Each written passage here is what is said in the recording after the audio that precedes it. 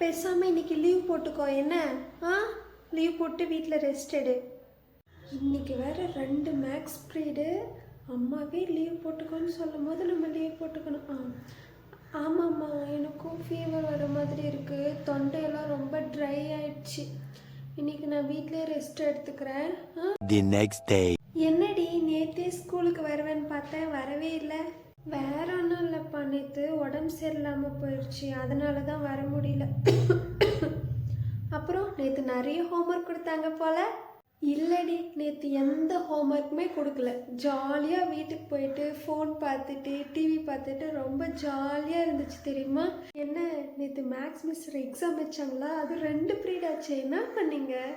சேச்சா, நேற்று maths miss leave போட்டாங்க. அதுக்கு சப்ஸ்டியூஷனாக யாரை போட்டாங்க தெரியுமா?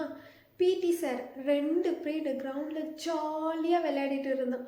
உன்னதான் எல்லாருமே ரொம்ப மிஸ் பண்ணோம் தெரியுமா? என்னது, நேற்று மிஸ் வரலையா?